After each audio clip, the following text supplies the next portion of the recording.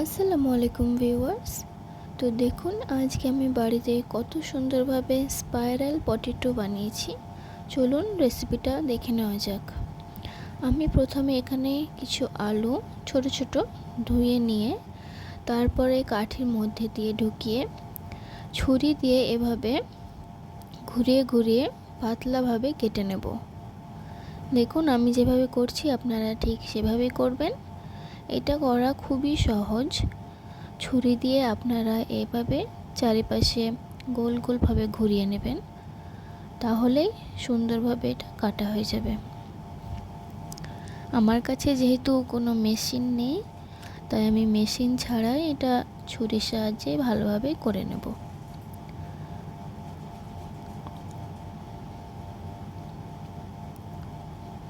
খুব সাবধানতার সঙ্গে কাটবেন যাতে হাত না কেটে যায়। দেখুন এইভাবে ঘুরিয়ে ঘুরিয়ে করলেই আমাদের স্পাইরাল পটেটো রেডি হয়ে যাবে। এটা আমার প্রায় হয়ে এসেছে। দেখুন আমি কিভাবে করছি।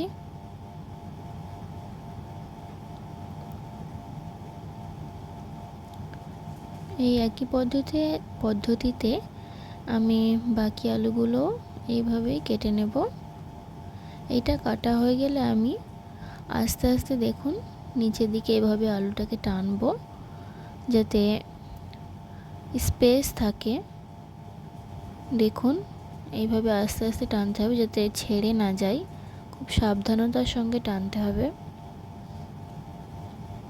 এইভাবে ছাড়িয়ে নেবেন একটা একটা আলু। দেখুন কত সুন্দরভাবে আমি সাজিয়ে নিলাম এটা। এরপরে একটা বাসনের মধ্যে জল দিয়ে এটা আমি ডুবিয়ে রাখবো, যাতে আলুটা কালো না হয়ে যায়। এইভাবে আমি সকল আলুগুলো করে নিলাম। দেখুন কত সুন্দরভাবে হয়েছে। এইভাবে করে জলে ডুবিয়ে রাখবেন, তাহলে আলুটা কালো হবে না। তারপরে একটা বাসনে আমি ময়দা, বেসন, চালের আটা আর সামান্য পরিমাণে সুজি নিয়েছিলাম। তার উপরে এখানে লঙ্কা গুঁড়ো, জিরে ধনে গুঁড়ো, হলুদ গুঁড়ো আর সামান্য নুন দিয়ে আমি জল দিয়ে একটা পাতলা ব্যাটার করে নেব। ব্যাটারটা যাতে বেশি পাতলা না হয়ে যায়, তাই আপনারা প্রতিবারে একটু একটু করে জল অ্যাড করবেন। দেখুন আমি এখানে একটু একটু করে জল অ্যাড করে ব্যাটারটা ভালোভাবে মিক্স করছি।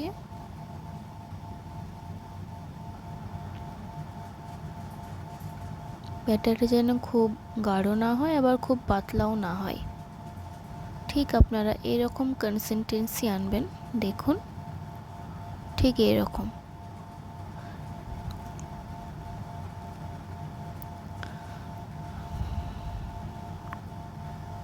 এরপরে আমি একটু ব্যাটারের মধ্যে মেয়োনিজ আর সামান্য পরিমাণে টমেটো কেচাপ অ্যাড করব, তাহলে টেস্টটা একটু ভালো হবে। এবার এটাকে ভালো করে মিক্স করে নেব।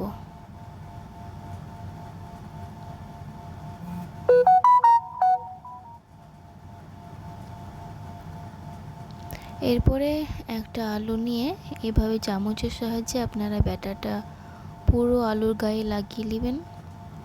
তারপরে তেলে অল্প আঁচে ডিপ ফ্রাই করে নেবেন। দেখুন কত সুন্দর ভাজা হয়েছে এখানে। তারপর আমি এটা তুলে নেব। কালারটা খুবই সুন্দর এসেছে দেখুন। এইভাবে আমি সকল পটেটোগুলো ভেজে নেব। তারপরে এখানে আমি মেয়োনিজ আর টমেটো কেচাপ দিয়ে সাজিয়ে নিলাম। আমাদের রেডি স্পাইরাল পটেটো।